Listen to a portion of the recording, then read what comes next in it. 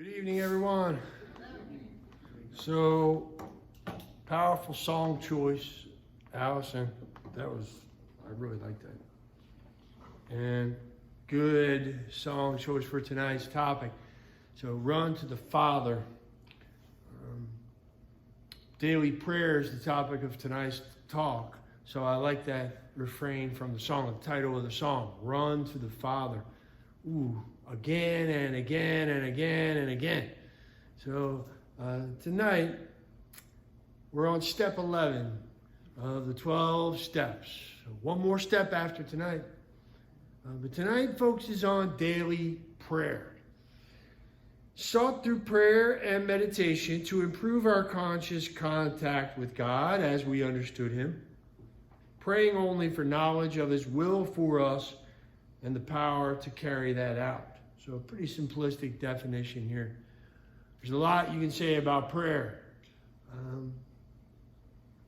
But to improve our conscious contact with God as we understood Him, that's just the 12-step way of trying to make this as open-ended as possible for addicts of all kinds to find God, no matter where they come from in life, wherever background they have.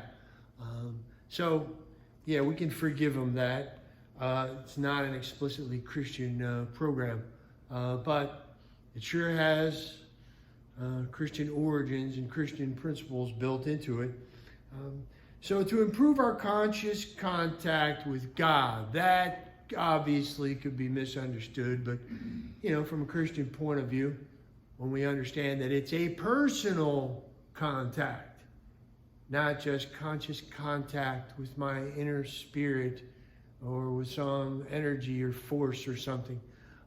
Impersonal guiding spirit force of the universe or whatever. No, this is a person. A person who can tap you on the shoulder and go, hey, yo. Hey, turn around. A real living person with ideas, with thoughts, okay, with plans, with purposes. Okay.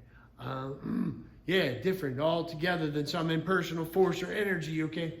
So we want to make a clear distinction about this whole thing when we get talking about prayer. In the Judeo-Christian spiritual world vocabulary, we conceive of God in personal terms. Somebody that we can talk to, right?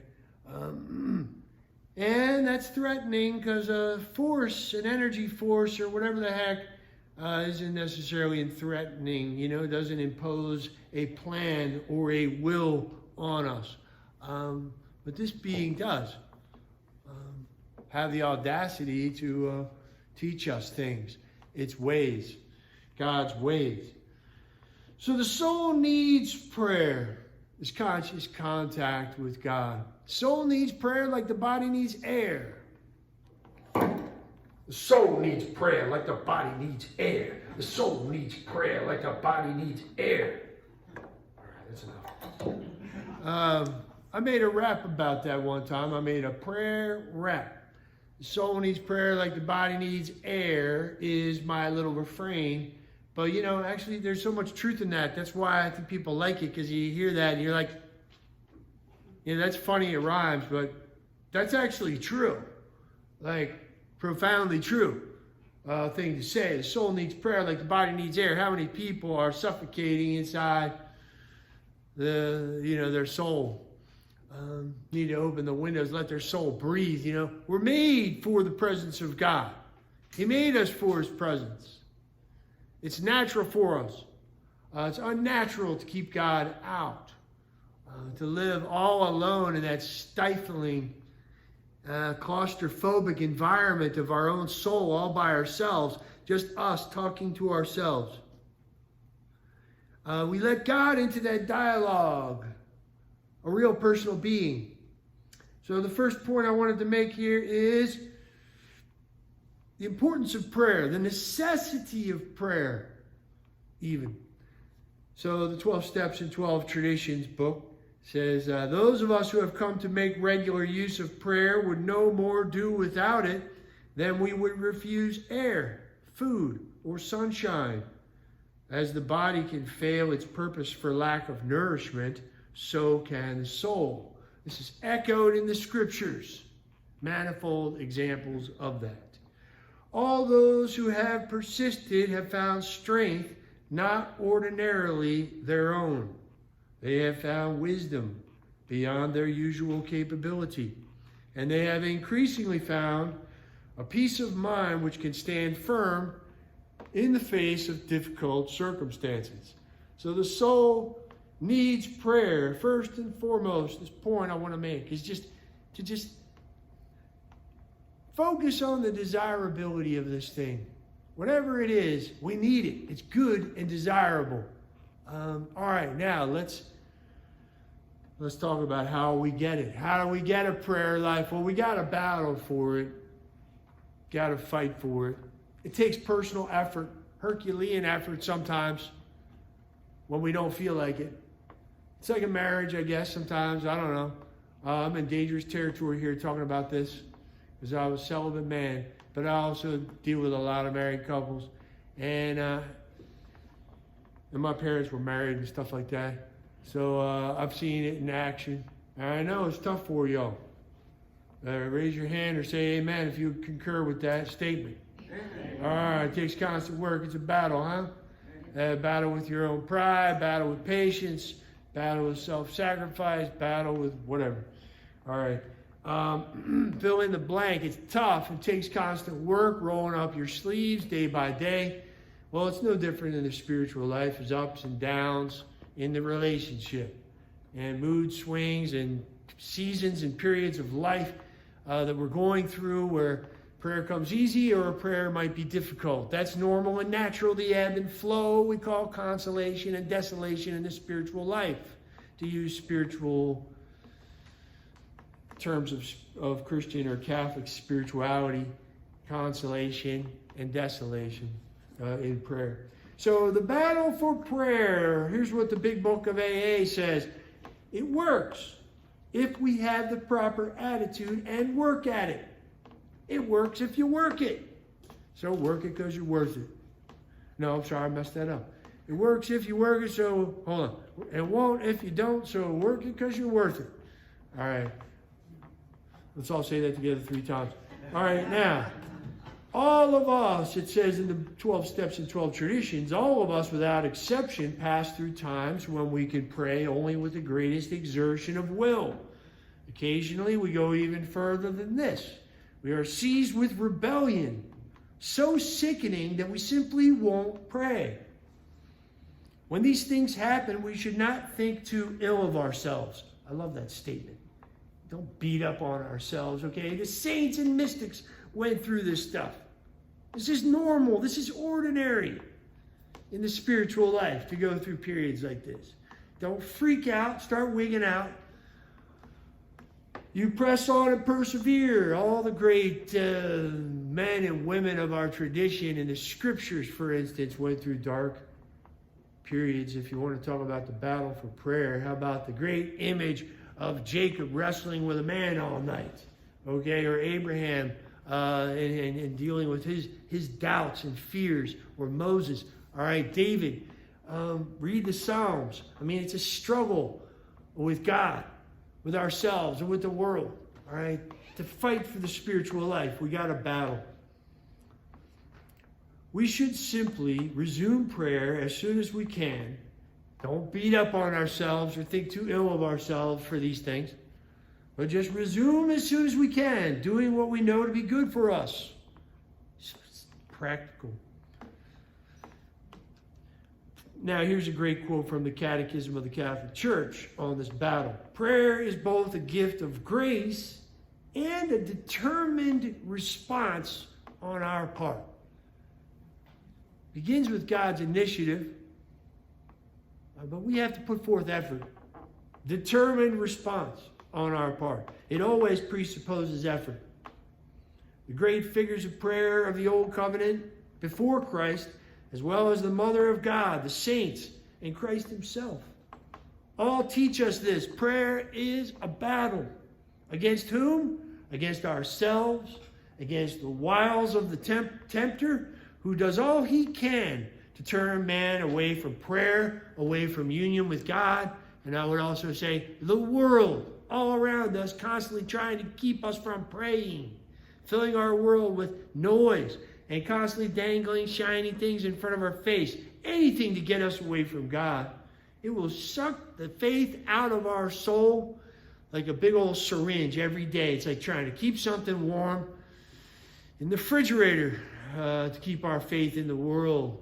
The spirit of the world under the domination of the evil one all around us, okay, that is faithless and godless, is trying to undermine our spiritual life. We got to battle against that and swim upstream against the current.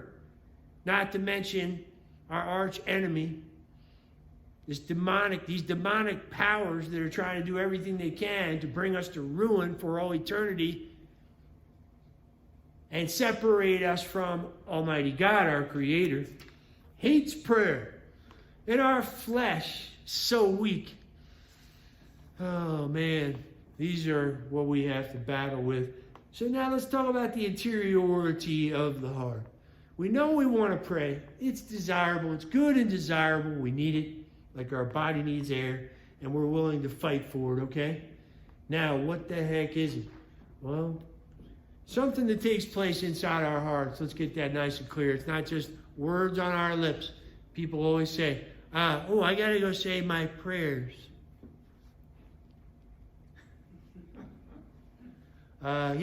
Saying prayers. I don't necessarily like that formulation. I catch myself using it sometimes. Maybe because we're embarrassed to say, I am going to spend time with the Lord.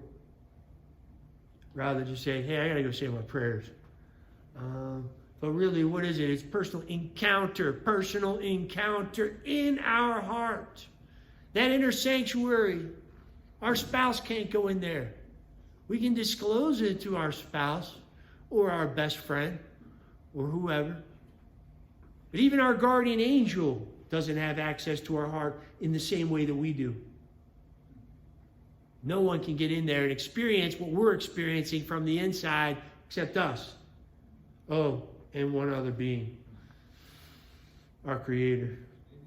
Yeah, God is more interior to us, St. Augustine famously said. God is more interior to us than we are to ourselves. That's an incredible statement. He knows our inmost feelings.